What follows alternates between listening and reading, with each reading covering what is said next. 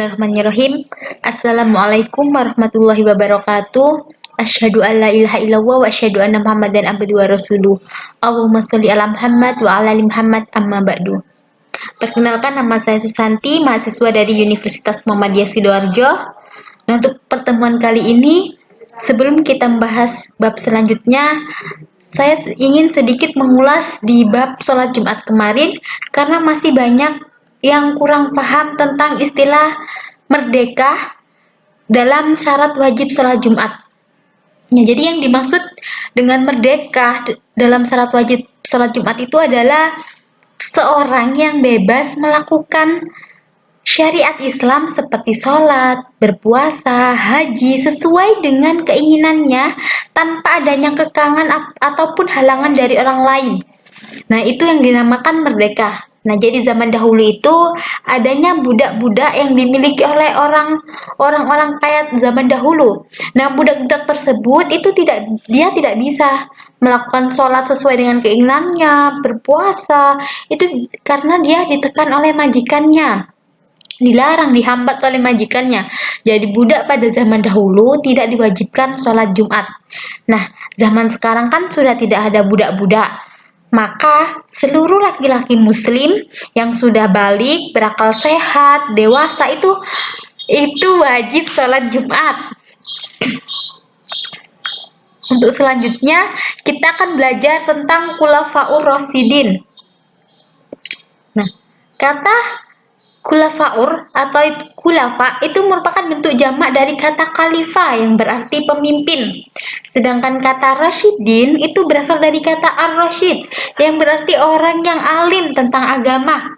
Nah, sedangkan menurut bahasa, Khulafaur Rasyidin adalah pemimpin umat sekaligus sebagai kepala negara yang telah mendapat petunjuk dari Allah dan untuk melanjutkan perjuangan Nabi Muhammad SAW. Lanjut. Nah, siapa sih Khulafaur Rasyidin itu? Nah, Khulafaur Rasyidin itu adalah para sahabat Rasulullah yang memiliki keimanan yang sangat baik, dan beliaulah yang melanjutkan pemerintahan setelah wafatnya Rasulullah. Adapun para sahabat ini terdiri dari Abu Bakar As-Siddiq, Umar bin Khattab, Utsman bin Affan, Ali bin Abi Thalib. Abu Bakar As-Siddiq. Nah, Abu Bakar As-Siddiq ini merupakan khalifah pertama pengganti Rasulullah. Beliau ini memimpin sebagai khalifah selama 2 tahun 3 bulan 9 malam mulai dari tanggal 13 Rabiul Awal tahun 11 Hijriah sampai dengan 22 Jumadil Akhir tahun 13 Hijriah. Nah, jadi nama asli Abu Bakar ini sebelum beliau masuk Islam itu adalah Abdul Ka'bah. Kemudian setelah beliau masuk Islam itu Nabi Muhammad memanggilnya dengan Abdullah. Namun beliau lebih dikenal dengan julukan Abu Bakar As-Siddiq. Nah, nasabnya keturunan ini bertemu dengan keturunan Rasulullah di bin Ka'ab ini ya. Beliau lahir di Mekah 2 tahun sesudah tahun gajah, dan Abu Bakar wafat pada tanggal 23 Jumadil Akhir 13 Hijriah pada usia 63 tahun. Selanjutnya, jadi keutamaan Abu Bakar. Nah, keutamaannya adalah beliau lebih dahulu masuk Islam dibandingkan kalangan laki-laki dewasa pada saat itu. Nah, beliau juga merupakan lelaki terhormat, tekun beribadah kepada Allah, dan selalu meneladani Rasulullah.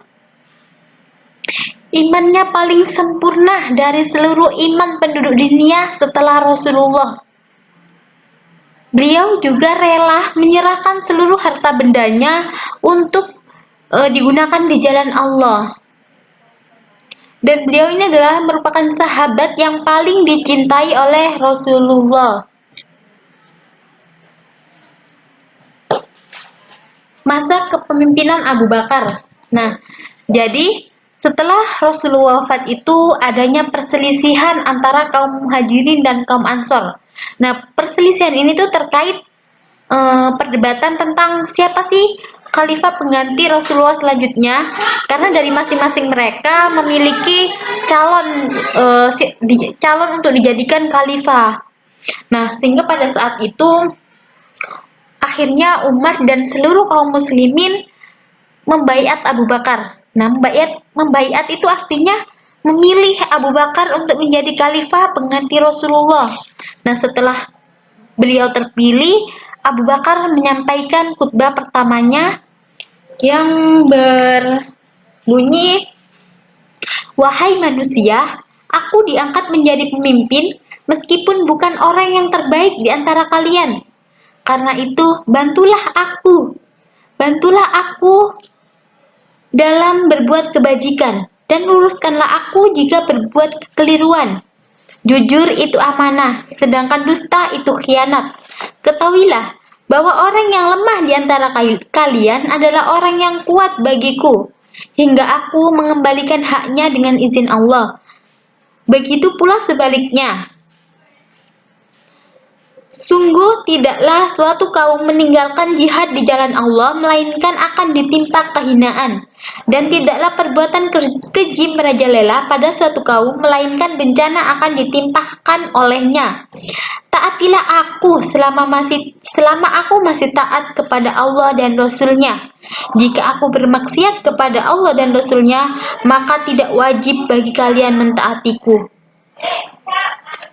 Berikut itu adalah bunyi khutbah dari Abu Bakar As-Siddiq setelah beliau diangkat menjadi khalifah pengganti Rasulullah pada saat itu. Nah, jadi Abu Bakar ini memang sangat pantas dan berhak untuk menjadi khalifah karena keutamaan beliau tadi.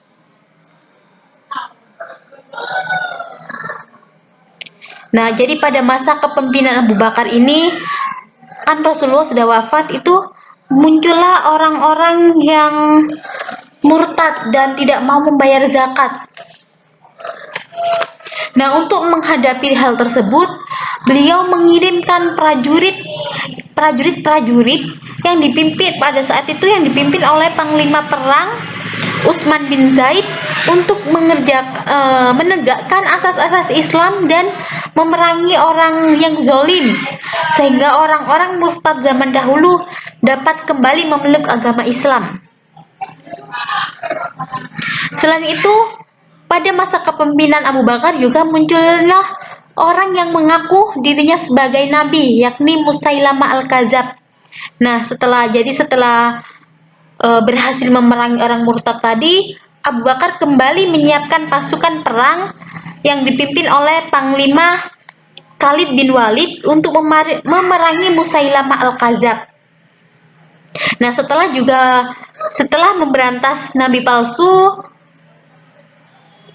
dan atas saran dari Umar bin Khattab, itu Abu Bakar mulai melakukan kodifikasi Al-Quran atau mengumpulkan Al-Quran yang pada zaman dahulu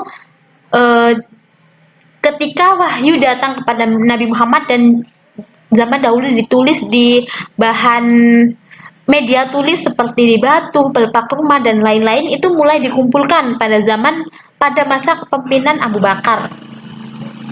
Nah, kenapa kok pada saat itu Abu Bakar berpikir mengumpulkan Al-Quran?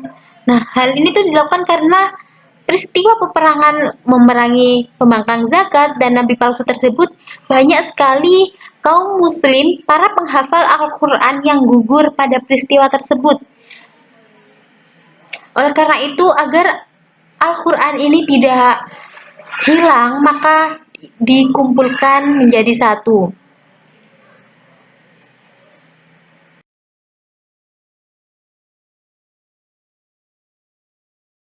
Umar bin Khattab ini merupakan khalifah kedua pengganti Abu Bakar As-Siddiq. Beliau ini memimpin menjadi khalifah selama 10 tahun 6 bulan 5 hari, dimulai dari tanggal 23 Jumadil Akhir tahun 13 Hijriah sampai dengan tanggal 26 Dzulhijjah tahun 23 Hijriah. Nah, Umar bin Khattab ini merupakan tokoh besar yang hidup dalam kesederhanaan. Bahkan beliau ini dikenal dengan bajunya yang penuh tambalan, Padahal beliau mempunyai pakaian yang mahal dan mewah. Beliau selalu berpegang teguh kepada Al-Quran. Dan beliau ini merupakan pejuang muslim di jalan Allah. Nah, sejarah diangkatnya, mohon maaf, nama nama Umar bin Khattab ini Umar bin Khattab bin Nafil bin Abdul Uzza. Beliau lahir di Mekah 2 tahun sebelum dilahirkannya Rasulullah dan wafat pada bulan Dzulhijjah tahun 23 Hijriah. Beliau ini diberikan gelar Amirul Mukminin. Nah, sejarah pengangkatan beliau ini berbeda dengan proses pengangkatan Abu Bakar dahulu yang melalui proses musyawarah dan secara demokratis. Proses pengangkatan Umar bin Khattab ini melalui wasiat langsung yang disetujui oleh sahabat-sahabat besar, wasiat langsung dari Abu Bakar yang disetujui oleh sahabat-sahabat besar pada saat itu. Nah, mengapa kok pemilihannya tidak disamakan aja seperti pemilihan Abu Bakar pada zaman dahulu? Nah, karena Abu Bakar itu khawatir nanti akan adanya pertikaian politik antara umat Islam sendiri, sehingga akan menghambat dan proses pembangunan dan pengembangan Islam. Nah, sehingga pada saat itu setelah Abu Bakar wafat, otomatis kepemimpinan itu langsung jatuh ke tangan Umar bin Khattab karena beliau kan sudah mendapatkan wasiat yang sudah disetujui oleh sahabat-sahabat besar pada saat itu. Sehingga Umar bin Khattab setelah wafatnya Abu Bakar ini sudah sah menjadi khalifah pengganti Abu Bakar. Beliau adalah khalifah yang kedua, imam yang lurus setelah Abu Bakar, dan orang yang pertama kali dijuluki dengan sebutan Amirul Mukminin. Jadi selama beliau memerintah, kekuasaan kekuasaan Islam berkembang dengan pesat. Nah, perkembangannya ini pun meliputi berbagai aspek. Yang pertama, aspek politik. Jadi kondisi politik pada saat dipimpin oleh Umar itu kondisinya sangat stabil dan usaha perluasan wilayah Islam memperoleh hasil yang gemilang. Pada saat itu kekuasaan Islam sudah sampai ke Mesopotamia dan sebagian Persia. Nah, setelah mengambil alih Mesir, Palestina, Syria, Afrika Utara, dan Amerika dari Kekaisaran Romawi Bizantium.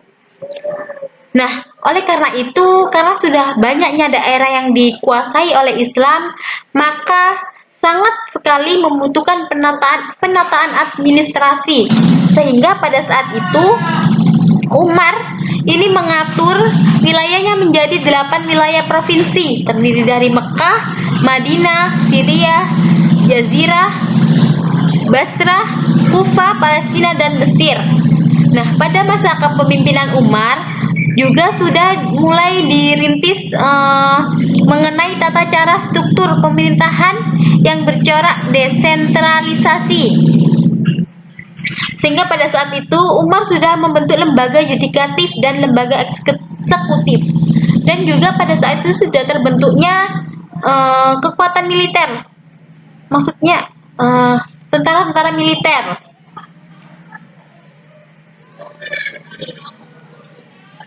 Militeran.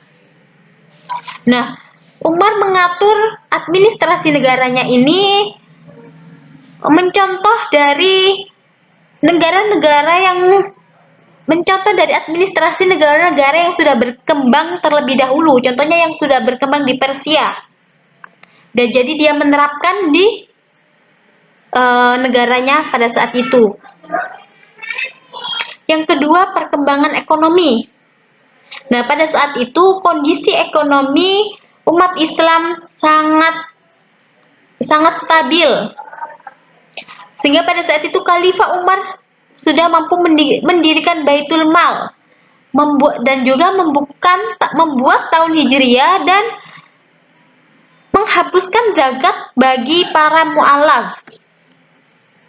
Dan ada beberapa kemajuan di bidang ekonomi Yang pertama adalah adanya al-kharj, yakni pajak tanah.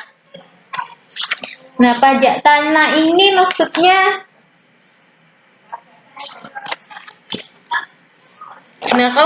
awalnya itu Umar memberikan kebijakan bahwa kaum muslimin itu diberi hak menguasai tanah dan segala sesuatu yang didapat dalam peperangan. Namun Umar mengubah peraturan ini, jadi tanah-tanah itu tetap dikembalikan lagi kepada yang punya atau pemiliknya semula, tetapi pemiliknya tersebut harus membayar pajak kepada umat muslim, pajak tanah tersebut. Dan yang kedua adalah ganimah. Nah, ganimah itu adalah harta hasil rampasan perang. Nah, jadi harta hasil rampasan perang yang diperoleh umat muslim ini dimasukkan dalam kas negara dan untuk dipergunakan untuk membantu rakyatnya. Selain itu juga adanya pemerataan zakat. Dan yang ketiga adanya perkembangan pengetahuan. Nah, jadi meluasnya wilayah kekuasaan Islam, maka Khalifah Umar memikirkan pendidikan Islam di daerah-daerah yang baru ditaklukkan itu. Jadi kan Islam sudah menyebar di berbagai negara. Nah, jadi pada saat itu Khalifah Umar itu mulai memikirkan pendidikan Islam di beberapa negara yang baru saja ditaklukkan. Sehingga pada saat itu Umar dan Panglima Perang memerintahkan kepada Panglima Perang untuk membangun masjid sebagai tempat ibadah sekaligus tempat pendidikan di daerah-daerah yang baru ditaklukkan tersebut. Nah, selain di masjid-masjid, beliau juga menerapkan pendidikan Islam itu di pasar-pasar, dan juga beliau menunjuk guru-guru untuk disebar di tiap-tiap daerah yang baru ditaklukkan tersebut untuk mengajarkan Al-Quran dan ajaran Islam lainnya seperti fikih dan lain-lain kepada penduduk yang baru masuk Islam di negara yang baru ditaklukkan tersebut. Yang keempat, perkembangan di bidang sosial. Nah, perkembangan sosialnya ini pada masa Khalifah Umar, penduduk yang memeluk agama selain Islam dan berdiam di wilayah kekuasaan Islam, yakni Al-Zimah, yang memeluk Yahudi, Nasrani, dan Majusi, mereka dapat perhatian, pelayanan serta perlindungan pada masa Umar dengan membuat perjanjian yang antara lain berbunyi, keharusan orang-orang Nasrani menyiapkan akomodasi dan konsumsi bagi tentara Muslim yang memasuki kota mereka selama 3 hari berturut-turut.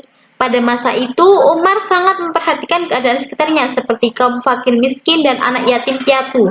Juga mendapat perhatian yang besar dari Umar bin Khattab.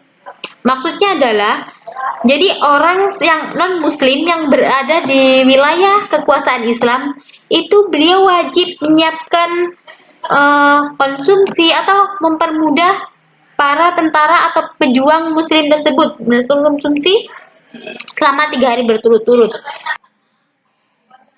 Yang terakhir, perkembangan di bidang agama. Jadi keadaan Islam pada masa Umar bin Khattab memimpin itu sudah mulai kondusif karena sistem kepemimpinannya yang loyal, adil, dan bijaksana. Nah, pada masa itu Islam sudah merambah ke dunia luar, yakni dilakukan dengan cara menaklukkan negara-negara yang kuat agar Islam dapat tersebar ke seluruh penjuru dunia.